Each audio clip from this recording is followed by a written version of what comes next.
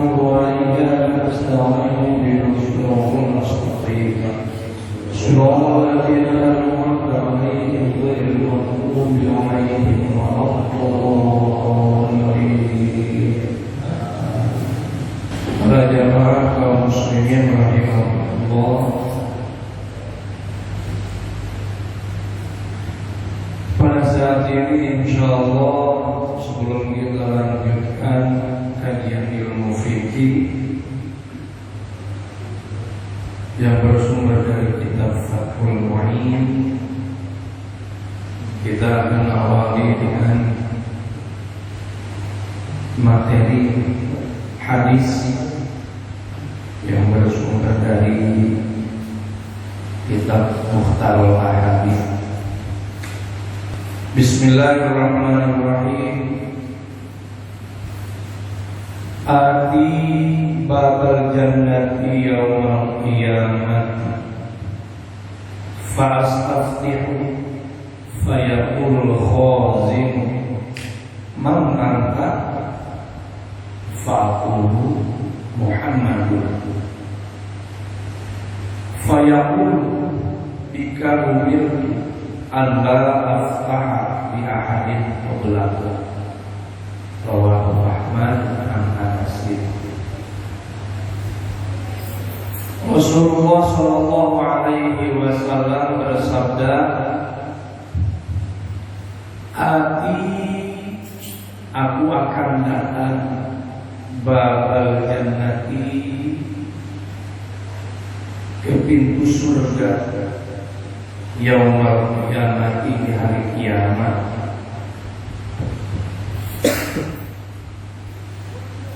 Fa'astaftihu, kemudian aku minta dibukakan. Fayaqulu, maka berkatalah sopo al-khazin. Khazin itu juru kunci, yaitu menjaga pintu. Menjaga pintu surga siapa?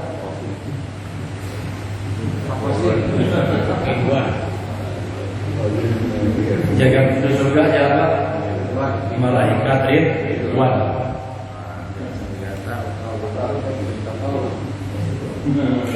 Jangan tanya sama malaikat maut aja, malaikat Israel.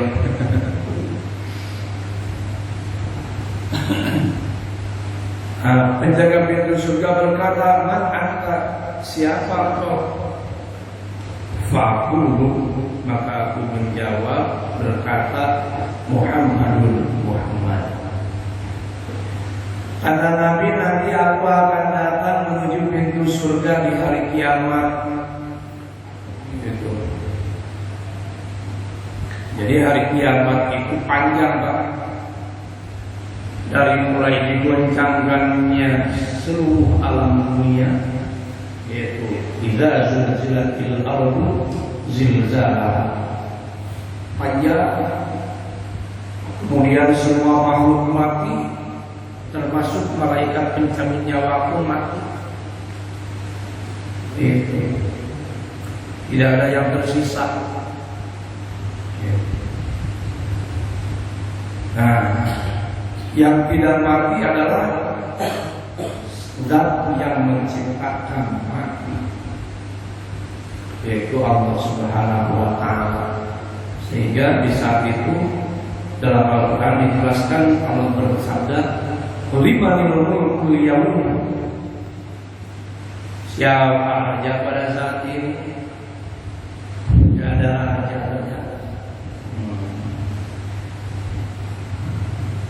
Nah, itu hari kiamat, dari situ mulai kemudian bangkit lagi, dibangkitkan kembali sampai penghuni surga masuk ke dalam surga, penghuni neraka masuk ke dalam neraka. Itu masih dikatakan hari kiamat.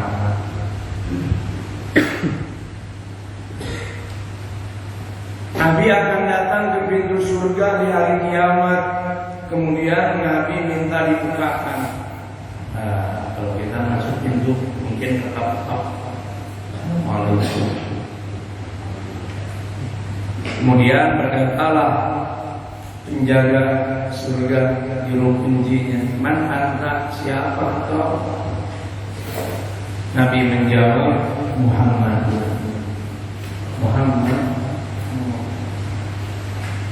Fayaqulu, maka malaikat Ridwan berkata, "Bika umir Allah aftaha bi ahadin qablaka." Sebab kamu umir itu aku diperintahkan Allah aftah untuk tidak bukakan di akhir kepada seorang pun qablaka sebelum engkau. Rawahu, meriwayatkan hadis ini Sahih Ahmad dan Anas dari Anas. Intinya kata malaikat Ridwan, aku diperintahkan untuk tidak membukakan pintu surga sebelum engkau datang. Jadi kesimpulan dari hadis ini, yang pertama kali masuk surga adalah Nabi Muhammad SAW. Setelah itu dibukakan selebar-lebarnya untuk siapapun penghuni surga.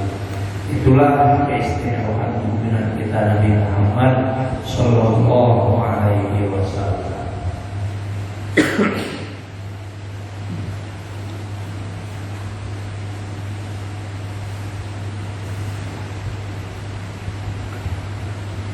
Al-fatul ilmi an-nisyan wa idha'atuhu an tuhadditha bihi ghairu ahlihi. Hadis berikutnya, afatul ilmi, adapun bencananya ilmu, an-nisyanu ialah lupa. Ini kata Nabi seperti itu. Bencananya ilmu adalah lupa. Wah, kalau nggak lupa jadi kiai semua. Setiap orang yang masuk pesantren semua, setiap orang yang ngaji dan ilmunya dikarenakan ada lupa, makanya perlu dicatat, banyak perlu selalu diingatkan, kadang diulang-ulang, gitu. Dan lupa diulang-ulang. Jadi seperti para santri ngaji di pesantren itu bukan sekali tamat sekali tamat. Tahun ini satu kitab tamat, tahun berikutnya diulang lagi kitab. Terus ada yang beberapa kali. Kadang saat ini paham, sebentar lagi lupa. Makanya dalam hadis lain, al-insanu mahalul khata'i wal nisyan. Wa idha'atuhu enggak masalah lupa. Itu namanya juga manusia. Itu. Yang wajibnya itu mencari ilmunya. Adapun pintar atau tidak itu sudah bagian dari Allah. Itu. Jadi bukan bisanya, bukan pintarnya. Wa idha'atuhu an tuhadditha bihi ghairu ahlihi. Dan adapun menyia-nyiakan ilmu, an tuhadditha ialah engkau berbicara bihi tentang ilmu ghairu ahlihi kepada bukan ahlinya ilmu. Sesuatu hal yang menyia-nyiakan ilmu, berbicara ilmu dengan yang bukan ahli ilmu, dengan dia. Jadi ternyata ada ahli ilmu, ada bukan ahli ilmu.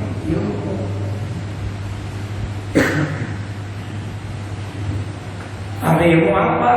Ahli ilmu itu bukan seseorang yang menguasai ilmu, bukan. Ahli ilmu itu adalah orang yang menyukai tentang ilmu. Pertama, orang yang senang dengan ilmu itu orang yang belajar. Kun aliman. Pertama, orang yang memang sudah berilmu. Yang kedua, kaum muta'alliman, orang yang belajar, itu ngaji, itu adalah ahli ilmu.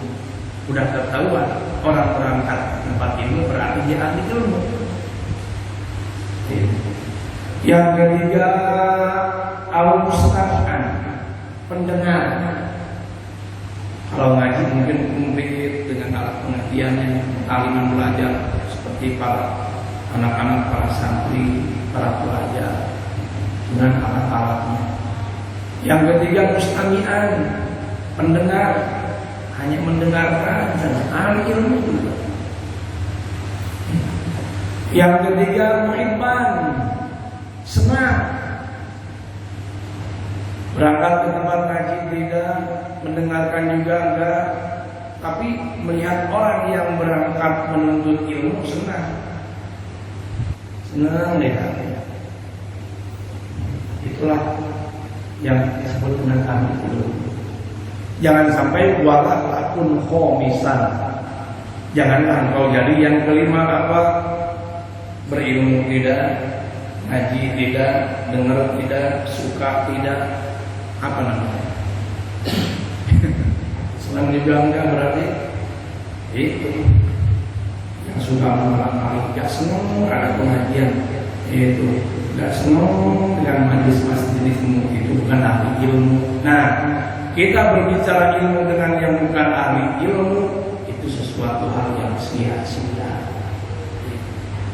Wa idha'atu an tuhaditha bihi ghairati.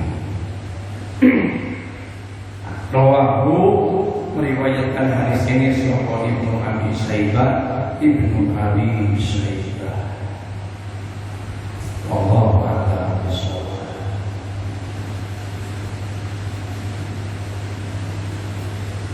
Bismillahirrahmanirrahim.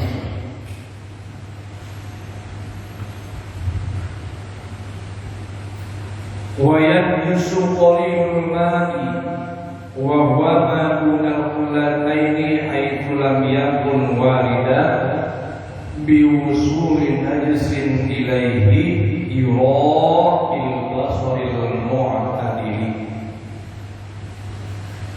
ghairi ma'fuwin anhu fil ma'i walau ma'fuwan anhu fis sholati ka ghairihi min rutabin wa ma'i'in wa'in akwa.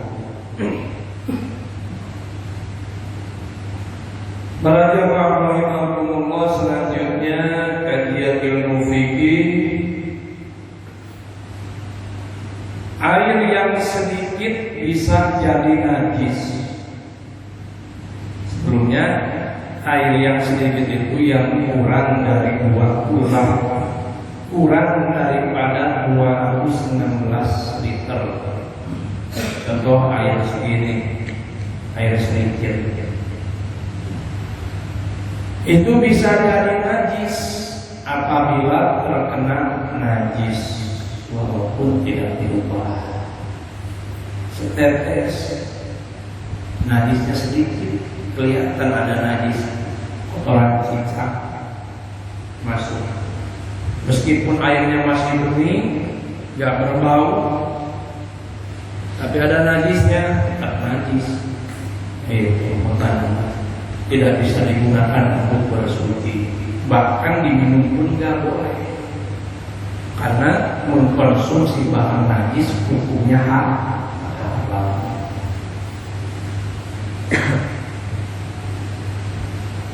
Nah, haitsu lam yakun waridan, apabila posisi airnya itu bukan warid. Warid itu yang datang, yang mendatangi. Maksudnya apa? Kalau airnya didatangi najis, jadi najis. Tapi kalau air yang mendatangi najis, gak jadi najis. Gimana ya? Contoh ada najis di sini, najis di sini, siram, meskipun dengan air segini suci. Itu. Tapi kalau najis masuk ke sini jadi najis. Nah, makanya ada kalimat haitsu lam yakun wa'idan. Yang menjadi najis itu apabila airnya bukan mendatangi. Kalau airnya mendatangi, nggak najis. Dulu waktu masih kecil, kalau kita habis kencing, Pak, itu. Kalau laki-laki kan macam-macam posisi kencingnya. Gitu. Nggak kayak perempuan. Perempuan nggak bisa sambil berdiri bisa kemana-mana. Kecuali pakai corong. Tapi laki-laki, nah bebas ya. Kalau habis kencing, kan ada najis ceboknya lain-lain. Dulu ada yang sistemnya begini, ambil air, kayak diminumin.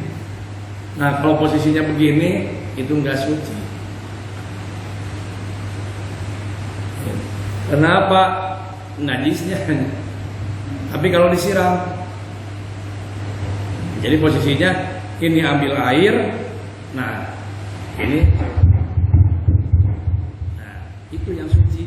Meskipun airnya cuma segini, air tulang ya, jadi jangan sampai diminumin. Gitu. Air segayung agak lebih banyak. Kalau diminumin begini, najis. Tapi kalau disiram, suci. Itu paham Pak?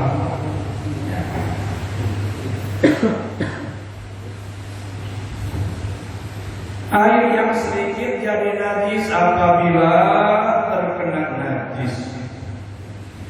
Najisnya yang terlihat oleh kasat mata.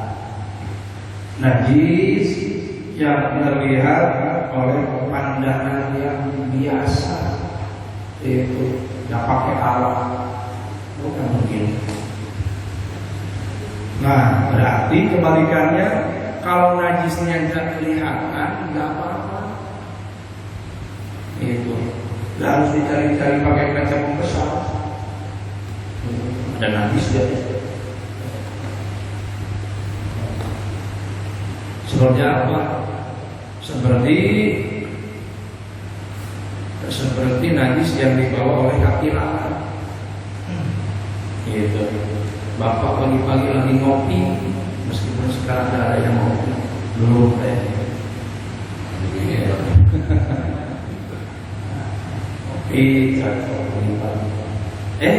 ada lalat. Kelihatan lalat itu habis hinggap di atas kotoran.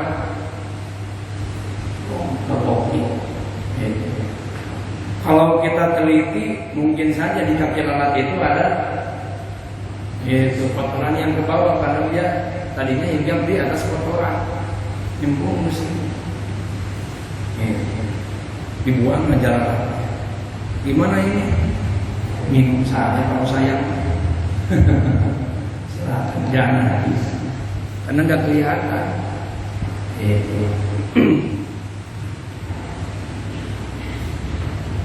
Kalau kaki kambing di sini baru kelihatan bekasnya. Jadi yang nggak kelihatan. Kita naruh ember pinggir jalan, banyak debu, ember bersih aja. Di pinggir jalan itu banyak debu. Mungkin bisa debu apa saja. Bahkan ada kotoran kuda yang mengering di jalan, ketiup angin bisa jadi debu. Nah, kemudian kita perkirakan bisa saja debu najis itu masuk ke ember tersebut, air yang ada di ember. Dikatakan tidak kelihatan, pakai saja. Itu tidak najis. Ghairi ma'fuwin anhu fil ma'i walau ma'fuwan anhu fis sholati. Najis yang bisa membuat air sedikit mutanajis adalah najis tidak diampuni di dalam air, meskipun di dalam sholat itu diampuni. Seperti darah yang sedikit. Ada darah sedikit netes ke air yang sedikit, bukan najis. Tapi kalau lagi sholat, garuk-garuk bekas luka, gak sengaja, keluar darah sedikit, gak jadi batal. Gitu. Meskipun itu sama-sama ada darah. Tapi kalau banyak batal. Lagi sholat mimisan, ngalir keluar, batal. Gitu. Batalnya bukan karena mimisan, karena darahnya itu. Karena di antara yang membatalkan sholat adalah ketiban najis. Gitu. Ketiban najis.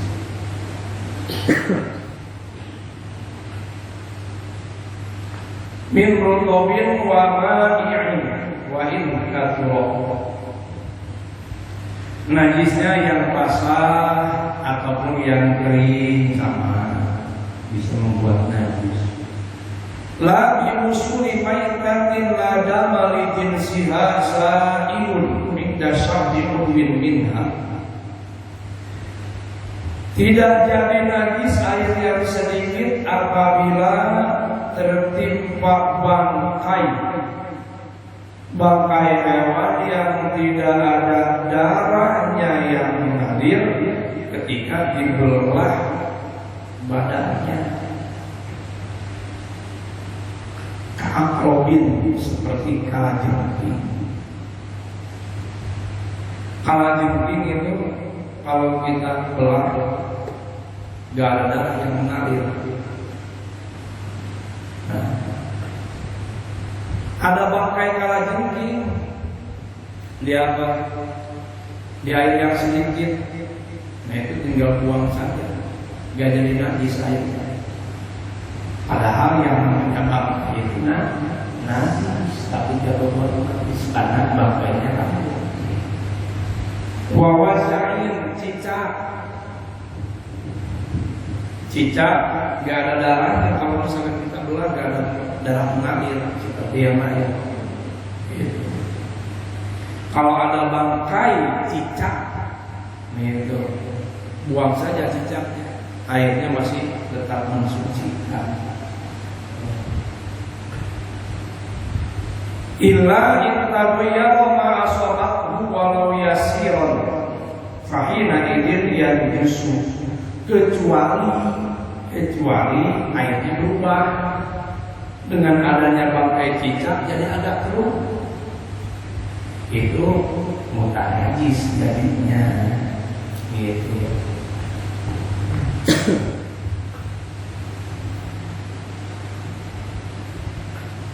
Fahina idin yanjusu, maka ketika itu najis ketika berubah.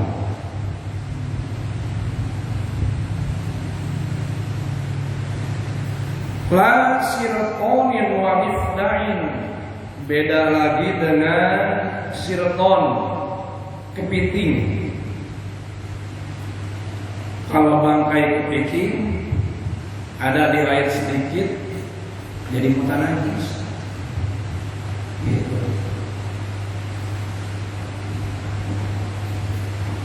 Atau wadifdain, difda itu kolok, katak, ada bangkai katak jadi muka najis. Gitu. Wayang yusubihima khilafan ijanya. Wala bimaitatin kana nasuha minal ma'ikal alaqi. Kemudian tidak dari najis tertimpa bangkai hewan yang jadinya dari air. Itu seperti apa? Lintah. Ada bangkai lintah nggak jadi najis, mau ada lintah. Tahu lintah? Iya.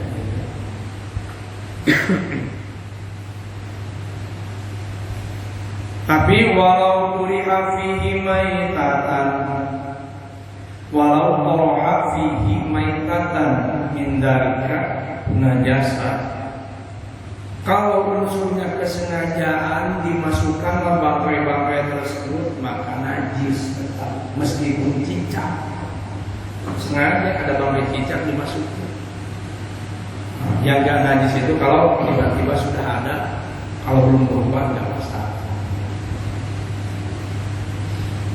Jika Allah ibu gairul mukallafin, meskipun yang melemparkannya itu adalah seseorang yang belum mukallaf. Ada anak kecil bawa bangkai cicak masukin ke ember, jadi najis meskipun itu bangkai cicak.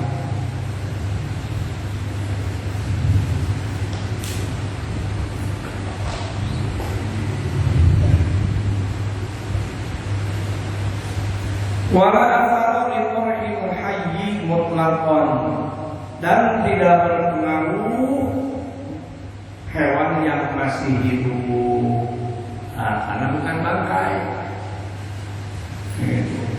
Ada air sedikit, 1 gelas atau 1 ember, ada cicak masuk hidup, keluar lagi nggak masalah.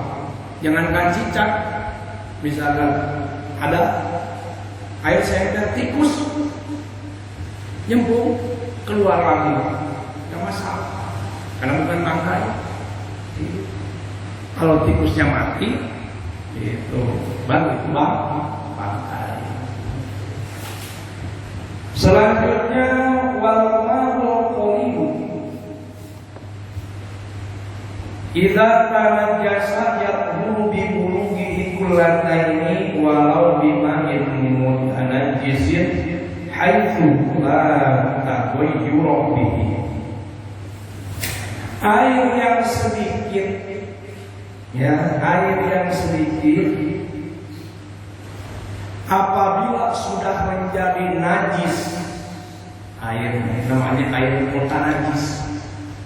Gitu ya. Jadi Bapak harus bisa membedakan apa najis, apa mutanajjis. Kalau najis itu adalah datiahnya najis, seperti kotoran, air kencing itu najis. Kalau mutanajjis, benda yang terkena najis itu namanya mutanajjis. Air sedikit mutanajjis sudah terkena najis, ini bisa jadi suci. Bagaimana bisa jadi suci? Yaitu bibulugihi kullataini, apabila air ini ditambah jadi 2 bulan. Dikumpulin air mutanajjis itu, setelah digabung-gabungin jadi 216 liter minimal. Gitu. Setelah jadi 216 liter, lah taghayyura, nggak ada perubahan, airnya tetap bening, nggak ada baunya, nggak ada bau najis. Nah, itu jadi suci kembali. Gitu. Seperti kemarin pernah disampaikan, air mustakmal bekas wudu semua ditampung. Misalkan di sini wudu pakai keran, pembuangannya ke kolam. Kolamnya agak besar, sehingga kalau penuh bisa sampai 300 liter. Padahal itu bekas wudu semua. Sampai ke situ airnya jadi bening kembali, mengendap mungkin, nggak berbau. Padahal tadi mustakmal dari sini. Nah di sini airnya jadi suci lagi, mensuci lagi.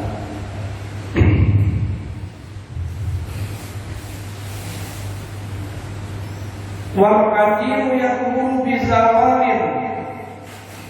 bizawalin taghayyurihi bi nafsihi aw bima yuzida alaihi aw mutiso'ahu wa kana al-baqi katsiran.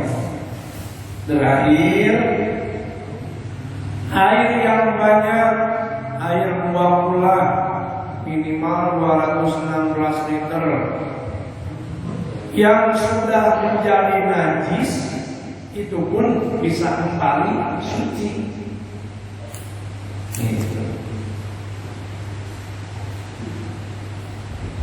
Dengan apa? Dengan hilang perubahannya. Ada air nih 500 liter ceritanya di kolam itu. Sebelumnya ada najis di situ, kena najis, sehingga air yang banyak itu jadi bau najis. Ada yang kencing di situ, airnya jadi bau pesing. Meskipun airnya banyak, mutan najis. Gitu. Ternyata didiamkanlah air tersebut.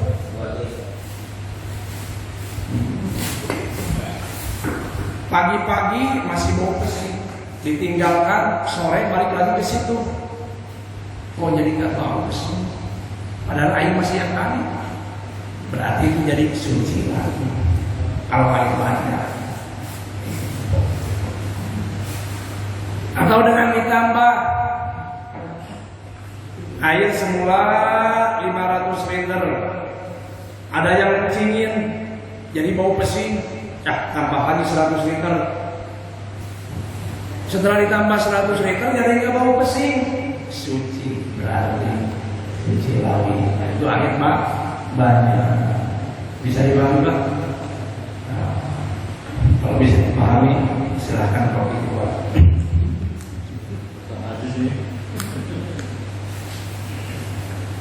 Kalau yang belum paham, monggo silahkan yang mau bertanya. Misalkan habis hujan ya, habis hujan kan di jalan kita nggak ngerti kan segala macam ya. Kita naik motor, kan sering tuh ada mobil, misalkan ada mobil jalan kencang, kita kecipratan di air jalan itu. Terus kita nggak buka baju kita, kena baju kita sholat. Kira-kira suci apa enggak ya? Kita kan nggak tahu orang ada apa, orang hujan, nah iya. Pertama, kalau kita ragu-ragu ini air yang kena ke badan kita ini najis atau tidak. Nah itu bisa boleh itu dianggap suci kalau ragu-ragu. Ini urusannya hati. Kalau yakin sucinya lagi, yakin kan najis. Kalau yakin najisnya, yakin najis. Gitu. Nah kalau kita seperti di jalan seperti itu, ada sedikit kubangan air, itu ada sedikit kubangan air ketika hujan, keinjak ban mobil, nyiprat ke kita. Keyakinan kita, hati kita, apakah ragu-ragu itu najis atau yakin itu najis? Hati nggak bisa dibohongi. Itu punya pendapat sendiri. Kalau menurut saya itu yang seperti itu, nah itu bisa najis. Pertama airnya sedikit, ya tergantung tempatnya lah. Tapi kalau tempatnya seperti kita menuju ke pasar Kuningan ada yang selalu becek itu setelah wihara itu, nah itu selalu becek di situ. Nah itu bisa saja. Jadi itu kemungkinan besar bukan najis. Kenapa? Pertama airnya memang sedikit, satu kubangan. Kemudian banyak kotoran. Bisa saja misalkan seperti tadi ada kotoran kuda, ada yang dibawa oleh ban mobil, ada yang dibawa oleh ban motor. Iya, ke situ. Lain lagi, kalau kita misalkan masuk ke tempat itu kan kelihatan kotorannya. Ke tempat yang menurut kita ini meskipun ini jalan biasa diinjekin pakai sendal segala macam, tapi kelihatannya bersih. Kemudian hujan, Meskipun nggak ada kendaraan, percikan hujan pasti kena juga ke pakaian kita yang paling bawah. Nah itu mungkin diragu-ragukan, bisa najis, bisa tidak. Nah ketika ragu-ragu seperti itu boleh dianggap suci. Gitu. Seperti apa contoh? Kalau jalannya seperti di jalan raya yang kosmik, yang pembuatan jalannya itu bagus. Kan kalau pembuatan jalannya itu sempurna itu agak cembung kan. Nah, jadi air itu nggak bergenang di jalan. Meskipun itu jalan mobil kelihatannya bersih, ya jalan kosmik gitu. Apalagi udah ketimpa hujan, itu jalan bersih. Nah, itu ketika kita berjalan di situ. Hujan, kecepatan dari air situ itu mungkin diragu-ragukan, bisa najis, bisa suci, boleh dianggap suci. Nanya apa? Bukankah sesuatu yang tidak menjadikan ragu-ragu kemudian kita tinggalkan seperti dalam ini tidak melayani juga dalam dari juga itu. Ya kan, meninggalkan ragu-ragu itu bisa dengan melaksanakan, bisa dengan tidak melaksanakan. Itu meninggalkan ragu-ragu. Makanya ragu ini suci atau najis. Itu makanya ada hukum boleh dianggap suci. Itu bukan berarti itu harus suci, boleh dianggap suci. Ketika kita masih ragu-ragu, takut najis, terus aja ke bawah lagi sholat.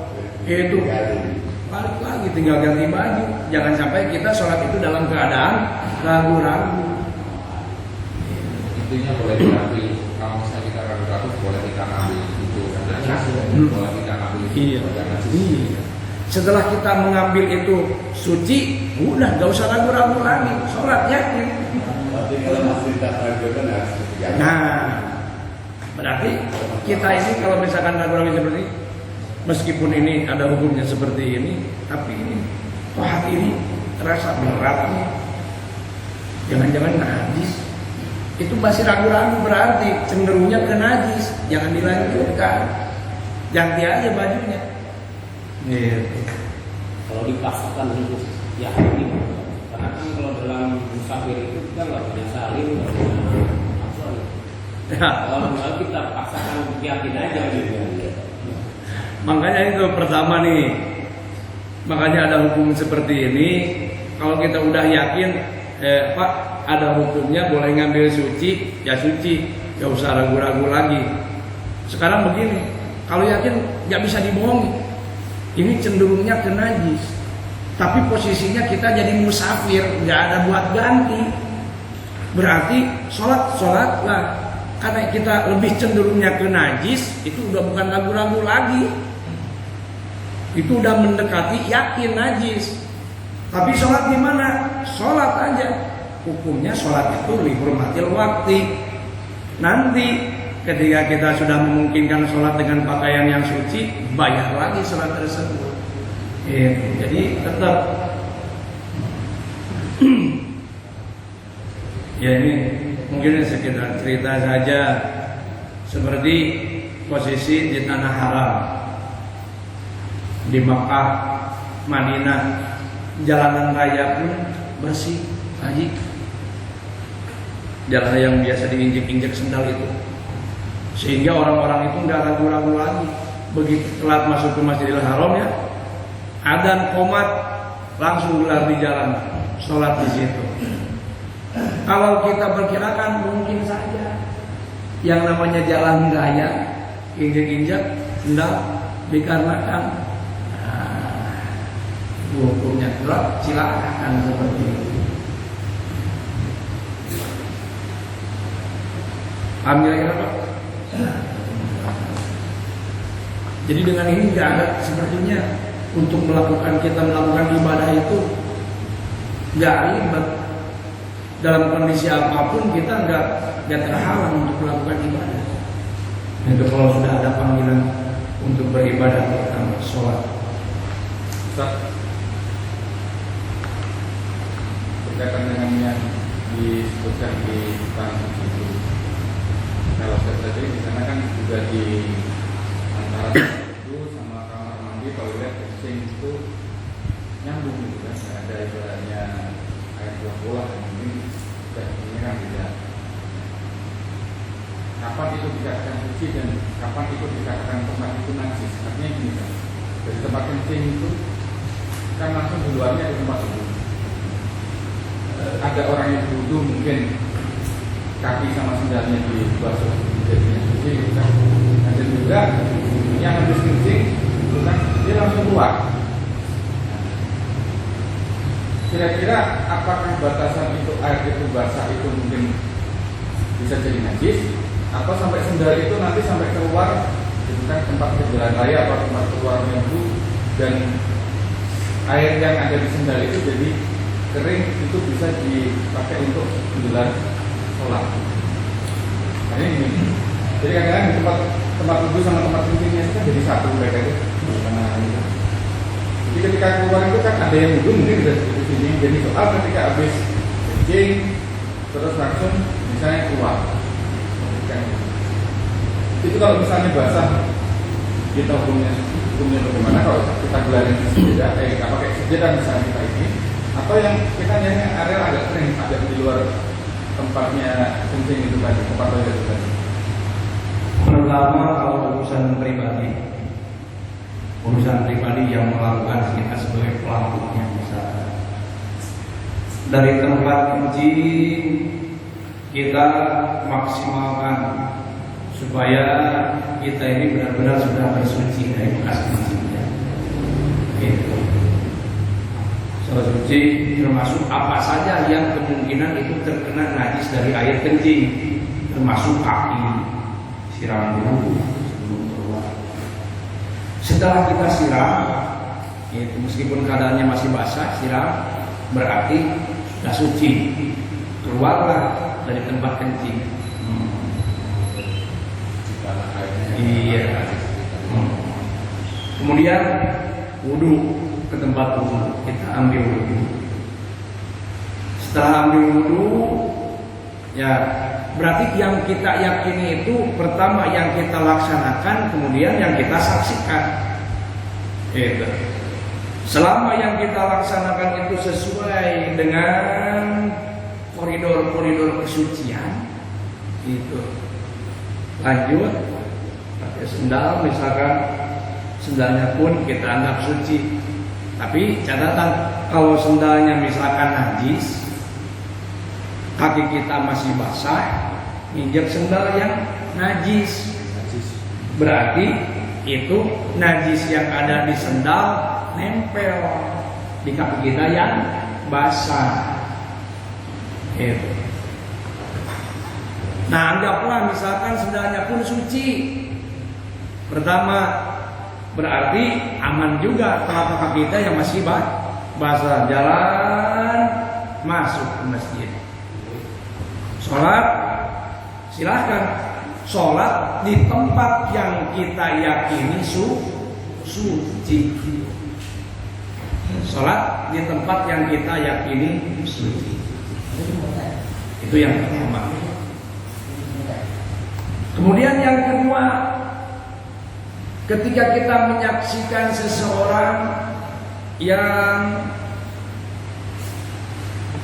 bersucinya kurang maksimal, sehingga dalam keyakinan kita ini itu tidak suci, dia bawa najis. Masih mending misalkan tidak memadaratkan orang. Ini bekasnya memadaratkan orang.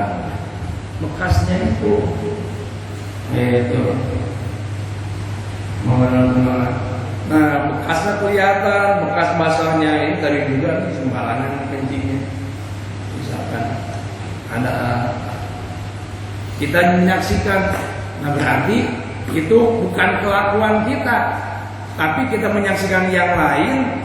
Oh, dia bawa najis, sehingga kelihatan bekasnya. Berarti kita harus antisipasi. Pertama mungkin disiram dulu, atau enggak sebelum masuk kita siram kaki kita yang pernah begitu. Kemudian masuk ke tempat sholat, Kalau pakai sajadah sendiri yang kita yakini sucinya mungkin lebih aman. Begitu kita sholat, kita ada tempat biasa bekas injakan kaki yang masih basah. Begitu. Kita sholat di mana di situ? Kalau kita yakini itu suci, silakan. Kalau kita yakini itu najis, jangan. Kalau kita ragu-ragu, ini bisa najis, bisa tidak ini. Karena kita pun nggak tahu kelakuan orang yang bersuci sebelum kita. Bisa saja suci, bisa saja najis. Silahkan, boleh di situ. Tapi kalau ragu-ragu, jangan nyari tempat yang lain. Dan berarti, nah memang keraguan-keraguan seperti itu harus dihilangkan. Pertama dihilangkan itu supaya para jamaah itu memang benar-benar yakin sholat di tempat yang suci. Seperti apa? Yang selalu disediakan tempat untuk cuci kaki. Keran misalkan. Keran. Dari pertama dari toilet langsung wudhu. Terutama begitu masuk ke masjid, harus diusahakan setiap orang masuk ke masjid itu bisa cuci kaki sebelum menginjakkan di lantai masjid. Kalau seperti itu, insya Allah kemungkinan besar bisa 90% kakinya suci. Cuci kaki setiap masuk ke masjid. Kalau misalkan di sana ada keran cuci kaki tapi agak jauh, berarti itu dicucinya harus dengan sendal-sendalnya. Karena bisa saja kaki kita suci, sendal kita telapaknya belum suci. Nah, kalau menghilangkan keraguan-keraguan, cuci mas sendal-sendalnya. Berarti nggak usah pakai sendal yang bagus-bagus. Biar itu makin aman. Sekarang belum makin jauh, tapi nanti kalau misalkan itu udah jadi lantai semua, udah. Sekarang masih jauh, sendal masih ke depan pintu sini. Jadi kalau itu lebih baik. Kenapa? Mungkin kita di jalan anggap suci. Kita di rumah pun belum tentu jadi suci dalam hati kita. Apalagi ada anak kecil di rumah. Anak kecil di rumah yang kadang-kadang ngompol di lantai, yaitu cuma dilap tiap hari dipel, gak disiram, cuma dilap dipel doang. Kalau gak disiram kan gak suci-suci, Pak. Meskipun tiap hari dipel, gak suci. Wangi, gak suci, itu najisnya hukmiyah. Itu najis hukmiyah itu tetap najis, tapi nggak kelihatan. Begitu lantai tersebut basah, nempel atau bukan basah, atau badan kita yang basah, injak, ya otomatis nempel di telapak kaki kita. Itu makanya mungkin sebagian ada yang pernah ngalamin di kampung atau di mana, kita sholat, kalau sholat di rumah dari kamar mandi tempat duduk ke tempat sholat itu pakai sendal, ya itu lebih aman. Yang penting sendalnya juga suci, karena lantai itu apalagi ada anak kecil, itu bawa najis kan, kalau sudah dilap saja nggak suci. Sucinya itu disiram, mencucikan itu. Nah, kita mau dari rumah dengan keadaan lantai seperti itu, pasti keluar kamar mandi basah, pakai sendal menuju ke sini, tetap ini bawa najis. Jadi baiknya tetap setiap mau masuk ke masjid cuci kaki. Siramnya itu ada batasan ini enggak? Siramnya itu apa? Dengan percikan itu atau dengan siram harus minimal segayung gitu? Yang penting rata di sekitar najis. Contoh nih, makanya ini ada najisnya segini, ada najis segini. Usahakan najis itu jangan melebar kemana-mana. Ambil lap, kain, itu. Enggak, berarti cuma hanya di situ saja. Itu. Kemudian lap dulu. Kalau masih misalkan kelihatan masih bau, berarti ini masih dikatakan najis ainiyah. Najis ainiyah, kalau ainiyah mesti diseret personal, itu disiramnya masih bau. Oh mungkin untuk menghilangkan baunya itu basahin dulu, lapnya dilap lagi. Nah, setelah kita perhatikan, kayaknya ini udah hilang, baunya pun udah nggak ada, tapi masih tetap najis. Ketika baunya udah nggak ada, najisnya jadi najis hukumnya. Nah, biarkan kering. Setelah kering, nah baru siapkan air meskipun segini cukup. Najis hukumnya. Udah, lap lagi pakai lap yang suci. Nah, itu. Iya. Tadi disiramnya nunggu kering dulu. Setelah kering, bau pesingnya udah nggak ada, bentuknya udah nggak ada, berarti itu udah jadi sukunya. Tinggal disiram yang rata sekitar itu. Nah, itu namanya. Tapi kalau misalkan masih ada bentuk najisnya, apakah masih kelihatan, masih kecium, itu masih najis ainiyah, harus disiram dengan air yang cukup, yang cukup banyak. Yang masih mending kalau najisnya misalkan ada dekat pintu. Kalau najisnya di sini berseret semua ada. Iya. Nah, makanya diakalinya begitu. Seperti di masjid sini, ada najis di ujung sini. Jangan langsung disiram atau jadi kemana-mana. Akal ini seperti itu. Jangan melebar. Masih kelihatan, masih berbau, lap lagi. Masih berbau, lap lagi, pakai lap basah. Nah, kalau misalkan udah nggak ada, biar kering dulu. Setelah kering, air segini cukup. Lap lagi, pakai air lap yang sudah jadi sudah. Misalkan kalau basuhnya itu nggak usah nunggu kering, tapi kita lap pakai lap kering gitu kan, karena otomatis kering. Kita lap kering, otomatis kering. Kalau kita siram bisa kering. Yang penting ininya udah kering dulu. Itu meskipun pakai lap kering. Itu. Karena kalau belum kering berarti masih ada. Itu. Karena bukan hanya kecium, berarti airnya yang belum kering pun itu masih najis. Itu. Kalau sekarang gimana cara mensucikan rumah kita? Tiap hari dipel, kan bersih Pak. Tapi dulu ketika setelah kena kencing anak belum pernah disiram. Sekarang pun nggak kecium, ada bau pesing. Yang kecium hanya wangi. Itu aja parfum. Nah gimana? Itu meskipun wangi bersih, itu tetap najis hukumnya. Tapi gampang untuk mensucikannya, tinggal siram yang rata semuanya. Yang rata itu bukan berarti harus banyak. Oh pakai semprot nih, semprot air yang rata. Setelah rata, kena siraman air, keringin. Makanya yang kena banjir suci itu. Ada banyak pasutnya. Oh. Kalau kita kasih sajadah gimana? Kita tahu nih dulu ini ada kencing misalnya, udah bersihin rumah, kita lupa nyemprot atau enggak, itu kita soal pakai sajadah. Iya. Yang penting sajadahnya suci, aman. Iya. Aman.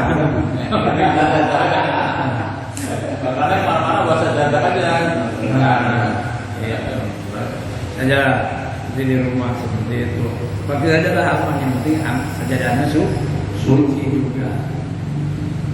Kalau berkaitan dengan percikan najis di sekitar sendiri, nah itu apakah karena dibikin kita siram pakai air ya basah, tapi kan di area itu aja kita juga sholat atau nasi najis atau enggak, atau kita percikin. Contohnya nih celana nih, kan kalau pipis itu kena mungkin nasinya ke sini gitu ya.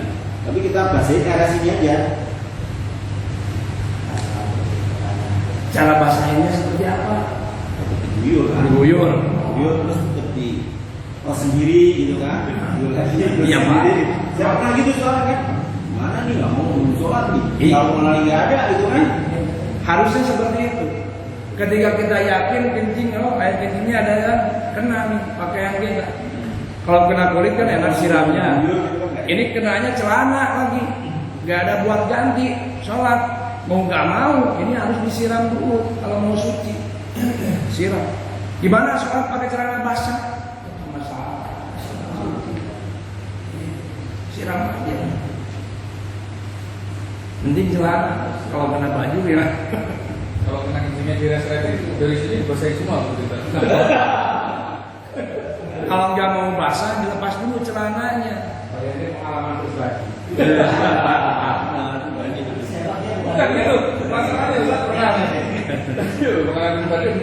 Ketika kita udah mikir air itu, apa namanya? Ini kita itu cek situ ya. Kadang itu posisinya tiba-tiba kena membleber ke celana. Astagfirullahaladzim. Wah ini mana najis semua. Isi mati diri. Isi mati diri. Berdiri sekarang. Makanya kalau pakai jin, kalau pakai celana jin kita coba susah. Selesai dia biasanya Ada lagi celana. biasanya enggak. Jadi otomatis kita sholatnya bisa.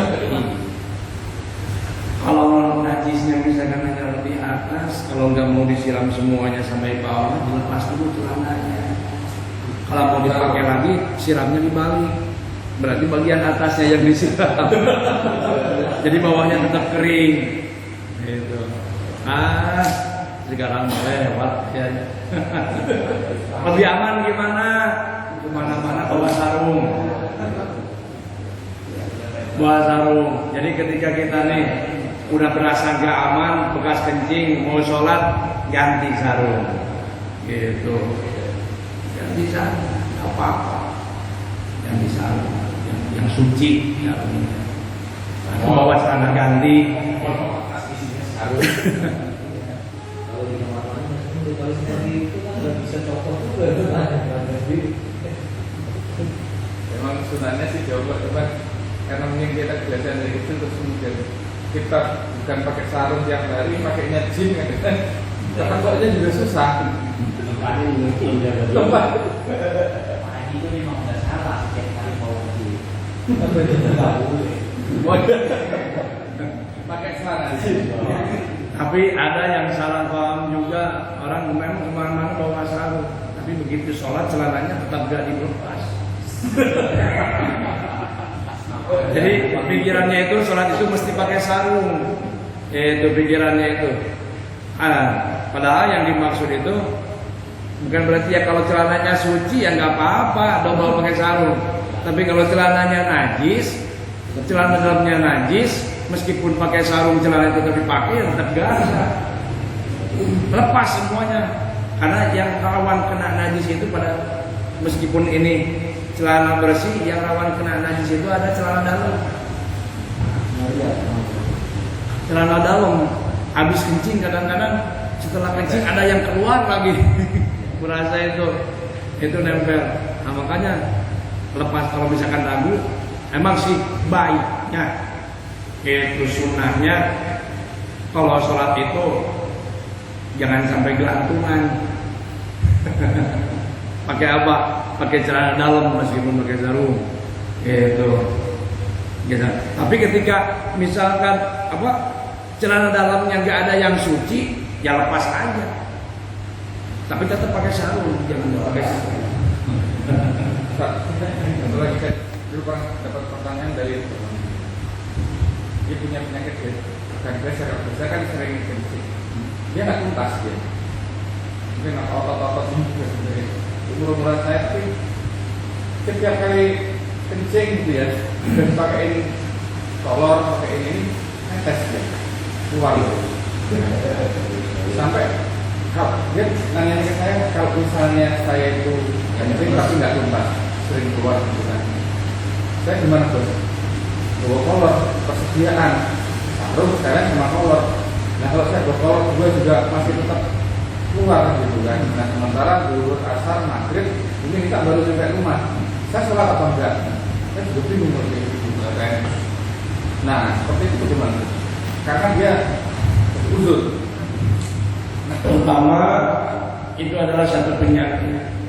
Ada pengecualian dalam syarat sholat, ada yang namanya dawam hadas, dari hadas. Dia hadasnya tidak tertahan. Sholat, silakan sholat. Pertama syaratnya diantaranya wudhunya harus setelah masuk waktu sholat. Jadi kalau mau sholat zuhur setelah ada zuhur, nggak bisa jadi jam 11 sudah wudhu, nggak bisa. Harus sudah masuk waktu sholat baru dia wudhu. Gitu. Yang kedua, wudhunya sekaligus jadi, nggak boleh dicicil. Karena kalau kita sehat, wudhu boleh dicicil, Pak. Itu cicil di rumah, basuh muka, jalan ke tetangga, basuh tangan, nyampe ke masjid tinggal basuh kaki, nggak masalah. Asalkan sehat. Itu enggak dalam hadas. Nah, ketika dalam hadas seperti tadi keluar air kencing terus, itu wudhunya harus sekaligus jari di tempat. Yang ketiga, ketika mau sholat tahan hadasnya. Itu gimana caranya? Kalau laki-laki gampang, cekik dulu, diikat. Jangan kencang-kencang sakit. Yang penting misalkan nggak keluar tahan sholat. Yang penting nggak. Jadi solusinya bukan pakai pempes. Kalau pakai pempes najis keluar, adanya di pempes, nggak ada bedanya. Najis ada di selempak, bawa najis jadinya. Tapi kalau dicekik, najisnya nggak keluar di dalam. Sementara sholat, sholat, setelah sholat buka pelan-pelan. Nanti nyemprot. Kalau sekaligus pelan-pelan. Gitu. Silahkan, nggak masalah kalau seperti itu. Namanya dawam hadas seperti orang. Nah, seperti orang kentut terus. Kalau kentut itu masih aman. Itu masih aman, nggak jadi najis, cuma angin saja. Hanya tetap wudhunya harus setelah masuk sholat. Yang kedua wudhunya harus sekaligus jadi. Nah, barulah sholat. Meskipun sholat terus kentut gak masalah. Allahu Akbar. Ya Allah. Gak apa-apa. Itu namanya daimul hadas. Itu. Satu lagi, Pak. Kalau banyak keringat terus ada sedikit berwarna, itu kan Enggak, keringat tidak najis. Ya, keringat itu tidak najis. kan kadang-kadangnya kan kalau perjalanan mana gitu kan. Oh iya, jangan ya. Kecuali begini tadi ada urusannya dengan keringat, itu kita berkeringat nih basah, kemudian rebahan di lantai yang kita yakini bahwa lantai ini gak suci, najis. Nah, berarti nempel di badan kita najisnya karena badan kita basah karena keringat. Alhamdulillah. Mudah-mudahan jadi ilmu yang bermanfaat. Mohon maaf atas kata-kata yang tidak berkenan.